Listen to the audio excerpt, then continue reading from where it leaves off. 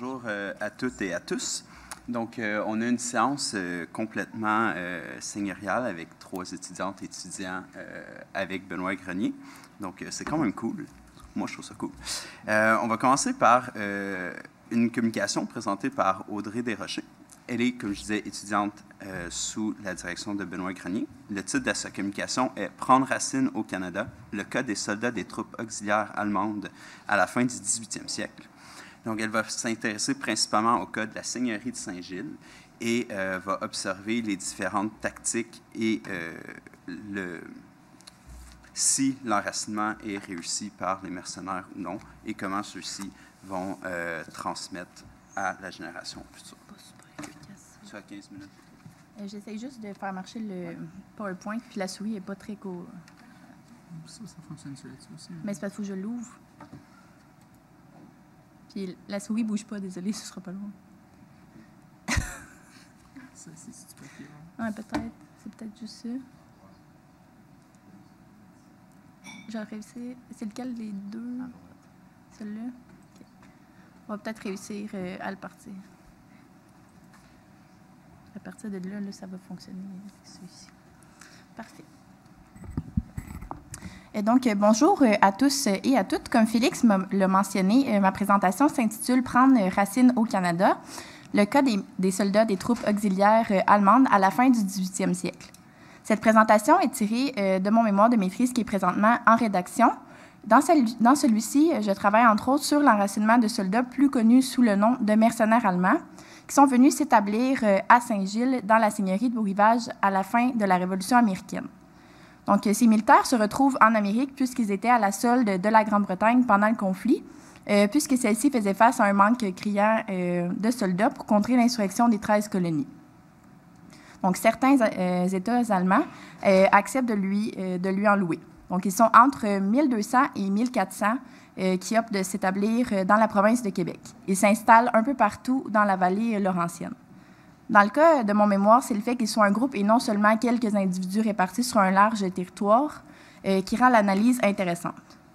Donc, lors de mes recherches, j'ai recensé 15 Allemands qui sont venus s'établir à Saint-Gilles en 1783 et ces derniers seront rejoints ensuite par d'autres compatriotes. Mon corpus comprend donc au total 22 vétérans des troupes auxiliaires allemandes et 2 individus qui proviennent des Länder germaniques, mais qui ne sont pas des mercenaires. Donc, il y en a un qui a servi dans l'armée britannique et un autre était simplement un civil, un agriculteur. Donc, dans le cadre de cette communication, je mettrai en lumière l'enracinement de ces mercenaires. Pour ce faire, je brosserai d'abord le portrait de la seigneurie de Beau-Rivage afin de vous exposer l'environnement qu'il colonise. Ensuite, différents réseaux de solidarité tels que le voisinage et le parrainage-marrainage au sein de la seigneurie seront exposés. Finalement, j'observerai l'enracinement de ces mercenaires et de leurs descendants-descendantes sous l'aspect spatial, c'est-à-dire s'établissent-ils sur ces terres pour plus d'une génération. Merci. Donc, Beau-Rivage, un front pionnier au-delà du fleuve. La seigneurie de Beau-Rivage, aussi appelée Saint-Gilles, doit son nom à son premier propriétaire, Gilles Rageau de Beau-Rivage. Ce fief se trouve derrière les seigneuries de Gaspé et des Plaines et il est situé juste entre celle de Lauzon et celle de Sainte-Croix. Comme vous pouvez le voir, c'est la celle qui descend le plus vers le sud. La région de Lévis-le-Binière est colonisée assez tardivement malgré sa proximité avec la ville de Québec. Un seul kilomètre sépare la rive de l'actuelle ville de Lévis et la ville de Québec. Néanmoins, à l'époque, la population a tendance à s'agglutiner autour des villes de Québec ou de Montréal puisque les villes représentent quand même la sécurité. De plus, il faut quand même relativiser la courte distance entre Québec et Lévis, puisqu'entre elles, il y a un obstacle de taille qui se dresse, le fleuve Saint-Laurent. Traverser ce cours d'eau n'est pas une chose facile, surtout à l'époque, et ce, peu importe les saisons, avec les transports de l'époque, donc canots, chaloupes, qui sont soumis au vent et aux marées et au courant, donc c'est pas tâche facile de le traverser. Une fois installé de l'autre côté, cela prend un certain temps avant que les gens s'éloignent des rives pour s'enfoncer dans les terres. À titre d'exemple, Sainte-Croix, la seigneurie juste à côté qui prend son front sur le Saint-Laurent, est la propriété des Ursulines depuis plus d'un siècle lorsque Gilles Rageau de Beau-Rivage acquiert son fief en 1738. Les rivières aussi qui mènent au fief causent des difficultés et sont qualifiées d'impraticables. Je ne sais pas si la souris va fonctionner. Juste ici, il y a la rivière de Beau-Rivage qui coule dans la seigneurie. Donc, c'est le principal cours d'eau qui s'écoule dans cette seigneurie-là. Elle est l'un des affluents de la rivière Chaudière et celle-ci se jette par la suite dans le fleuve Saint-Laurent. Donc, ces rivières sont parsemées de chutes, de rapides et d'eau fond. Les gens doivent ainsi faire du portage à plusieurs reprises durant leur trajet s'ils décident de les parcourir. À l'époque, les gens se déplacent sur les cours d'eau puisqu'il existe encore très peu de chemins et que l'autre option serait de passer en plein bois. C'est une alternative qui est peu intéressante, il va sans dire. Le fait que les rivières menant à Beau-Rivage soient périlleuses complique grandement les déplacements des colons et cela contribue à expliquer la lenteur de son exploitation. Pour ce qui est du relief de la seigneurie, celle-ci se situe sur un vaste plateau au faible dénivelé en son centre. La pente du terrain s'élève vers l'intérieur des terres qui correspond au piémont des Appalaches. La qualité des sols est aussi intimement liée à la topographie du terrain. Donc, les terres qui se trouvent sur le plateau sont marécageuses et moins fertiles puisque l'eau de surface s'écoule moins, mais elle ne s'écoule pas suffisamment finalement. Tandis que les sols en hauteur sont de meilleure qualité car ils sont mieux drainés. Donc, d'un bout à l'autre de la seigneurie, le rendement des sols est différent. Oups. Donc, vous pouvez voir le secteur de Saint-Gilles sur la carte est plus situé dans les terres marécageuses, donc moins fertiles, tandis que le village de Saint-Sylvestre, plus au sud, qui va se développer plus tard, est situé dans des terres plus fertiles, puisque l'eau s'écoule plus facilement. Les sols de la seigneurie sont majoritairement des sols pauvres. C'est un facteur de plus qui entrave l'établissement des colons. Toutefois, de bonnes techniques d'agriculture permettent d'accroître leur rendement originellement peu fertile. Toujours faut-il qu'il y ait des habitants pour les exploiter. Donc, Gilles Rageau de Beau-Rivage, le premier seigneur, meurt sans avoir mis en valeur son domaine. Ses fils, tous deux co-seigneurs, n'en font pas bien plus. L'un des deux s'y installe et est suivi de quelques colons qui commencent le défrichement autour de la rivière de Beau-Rivage de ce qui deviendra le village de Saint-Gilles. La seigneurie passe ensuite aux mains d'un seigneur écossais, Alexander Fraser, qui est celui qui concède des terres aux soldats allemands. Ces derniers viennent rejoindre et seconder les efforts des colons canadiens, justement, qui viennent tout juste de s'installer.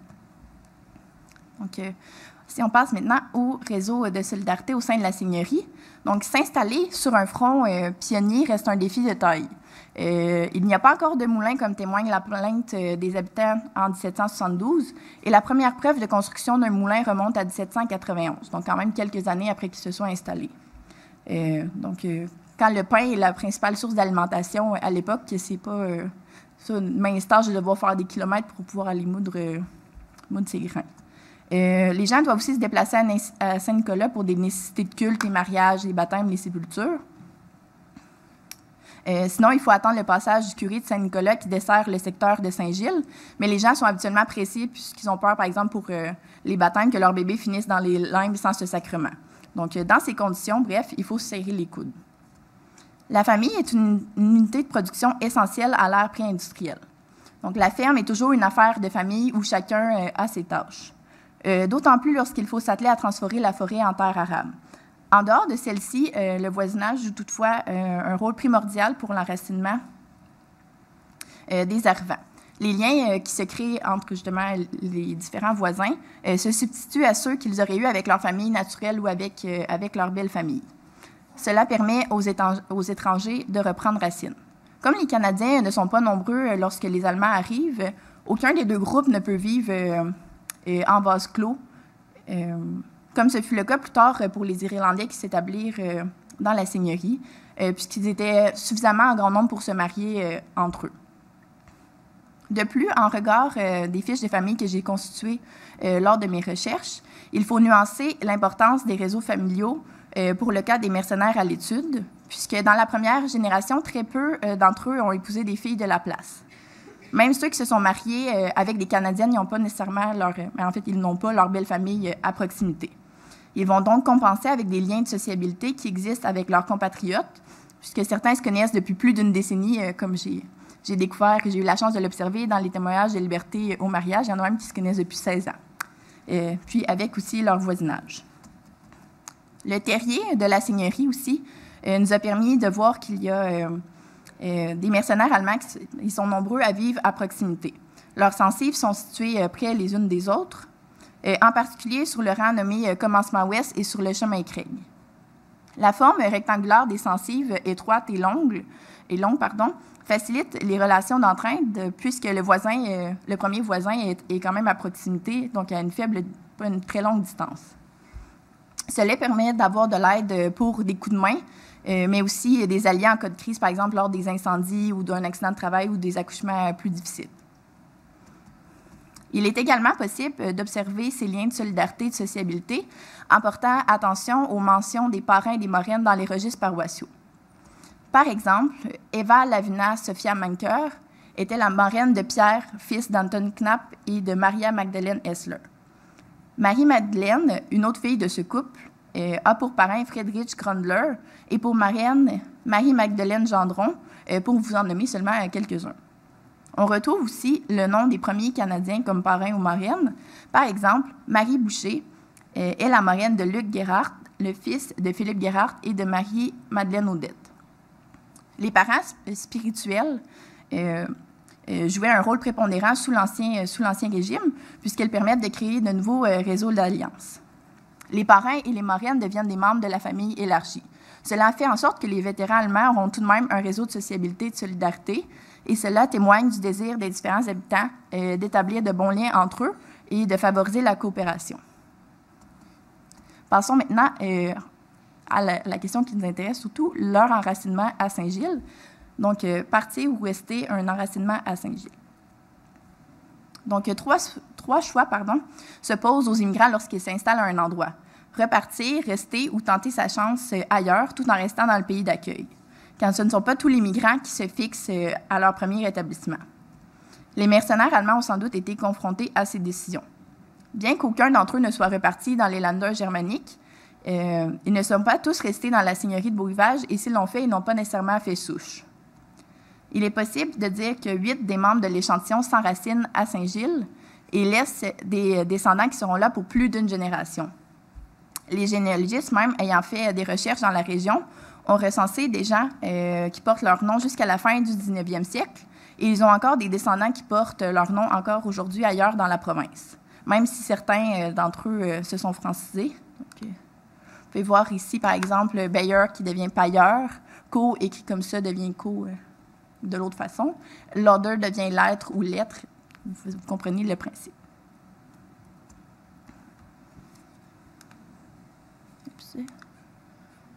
Donc, il y a quand même des nuances à apporter. Ça ne veut pas dire que ceux qui ne se retrouvent pas dans la première catégorie ont échoué leur enracinement. Il y a 3 des vétérans qui n'ont pas eu d'enfants, mais qui ont vécu toute leur vie à Saint-Gilles avec leur conjointe. Et leurs conjointes aussi sont décédées à Saint-Gilles. Donc, ils ont pris racine le temps qu'ils ont vécu à Saint-Gilles, mais il n'est pas possible dans leur cas de parler d'enracinement. L'un des germanophones, si vous vous souvenez, au départ, j'avais dit qu'il y en avait 2 qui n'avaient pas servi dans les troupes auxiliaires allemandes. Donc, il a vécu à Saint-Gilles, il est mort à Saint-Gilles, mais ses enfants vont partir s'établir ailleurs sur d'autres fronts, des nouveaux fronts pionniers. C'est aussi le cas pour l'un des vétérans allemands. Est-ce le manque de terre disponible qui les a empêchés de s'établir? À ce stade de ma rédaction, il ne m'est pas possible d'y répondre encore. 5 autres vétérans quittent Beau-Rivage et vont s'installer à Québec, Montréal et dans de plus vieilles paroisses. C'est le cas d'un des Allemands n'ayant pas été dans les troupes auxiliaires allemandes aussi. Ils occupent des métiers qui ne sont pas praticables au cœur de la forêt, par exemple meunier, huissier, tailleur d'habits, boulanger, maître peintre, cabaretier. Comme ce fut le cas pour les Français au XVIIe siècle, l'immigrant devient souvent migrant. On ne s'établit pas toujours au premier emplacement et les gens cherchent à avoir les meilleures conditions de vie possibles.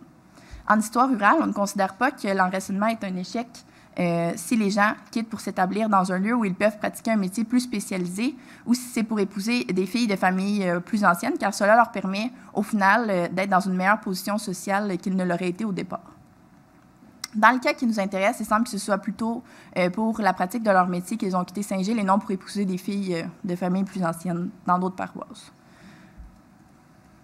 Aussi, les sources restent silencieuses, malheureusement, concernant le destin de 5 individus de l'échantillon après leur concession de terre à Saint-Gilles. Donc, il ne m'est pas possible de me prononcer sur leur enracinement.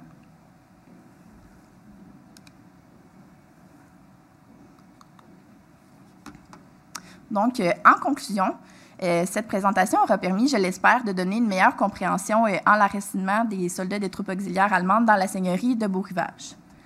D'abord, cette seigneurie est un fief enfoncé dans les terres dont le contexte géographique favorise peu une mise en valeur rapide. Sa présentation aura permis de montrer dans quel environnement les mercenaires s'installent, puis qu'il n'est pas très développé au stade où est-ce qu'ils y arrivent.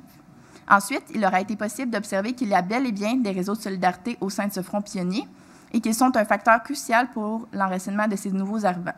Je ne l'ai pas abordé dans le cadre de cette communication, mais les alliances matrimoniales sont un autre facteur important qui amène les étrangers à se fixer de façon permanente dans un endroit, mais je l'aborde évidemment dans mon mémoire. Finalement, un peu plus du tiers de l'échantillon s'enracine véritablement à Saint-Gilles, puisque leurs descendants s'y installent pour plus d'une génération. Je tenais tout de même à mentionner que les résultats de la section de l'enracinement des mercenaires sont encore des résultats préliminaires, puisqu'ils seront peaufinés lorsque j'en serai à cette partie-là de ma rédaction. En terminant, je voudrais aussi féliciter le comité organisateur du colloque. Ayant moi-même été dans l'équipe l'an passé, je sais à quel point ça demande du travail, donc bravo pour l'aboutissement de tous vos efforts. Voilà.